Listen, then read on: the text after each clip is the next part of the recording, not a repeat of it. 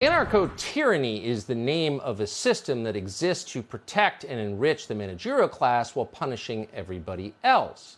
It's the kind of a system that might welcome unvaccinated illegal aliens and then fire American airline pilots who don't want the shot. That might be anarcho-tyranny. Does it exist? People debate it.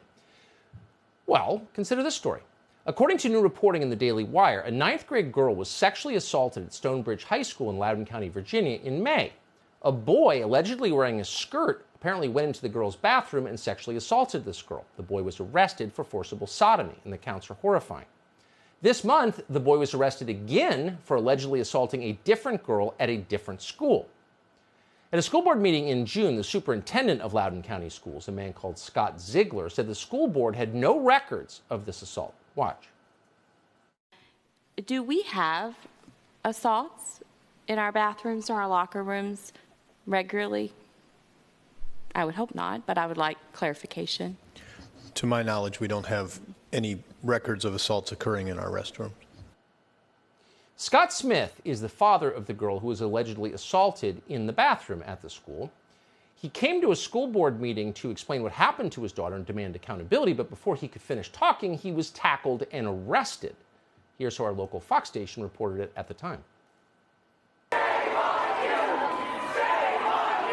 A Loudoun County School Board meeting devolved into chaos Tuesday after the board ended public comment where nearly 250 people signed up. Deputies even tackled one man who was later arrested for disorderly behavior.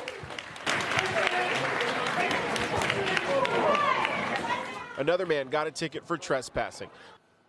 Oh, disorderly behavior. He was talking at a public hearing, so they beat him. You should know that at the same moment all of this was happening, the man who wanted to report the sexual assault of his daughter in a bathroom by a boy wearing a skirt, at that same moment, the same school district was pushing a policy for students identifying as, quote, transgender, and would allow students to use any bathroom they want. On the agenda for the contentious meeting, a proposed policy that's been just as controversial, Policy 8040, which would require transgender and gender nonconforming students to be called by their preferred pronouns. It would also align with state law, allowing those students to use restrooms and be on sports teams that align with their gender identity.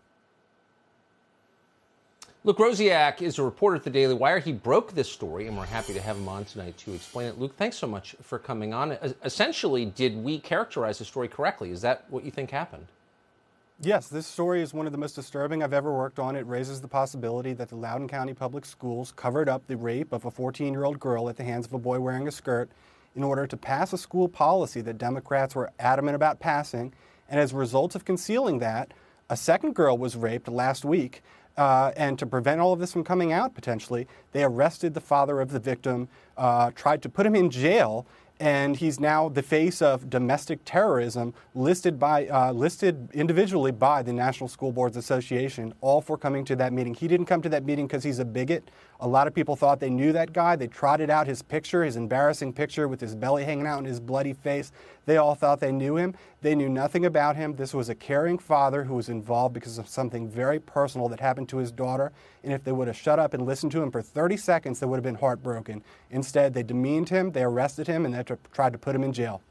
A working-class white guy, he deserved it. I wonder, though, if they would have cared if they'd listened to him. I mean, if these allegations are true and the school board covered up the rape of a child in a bathroom, then maybe they wouldn't have cared had they heard from her father.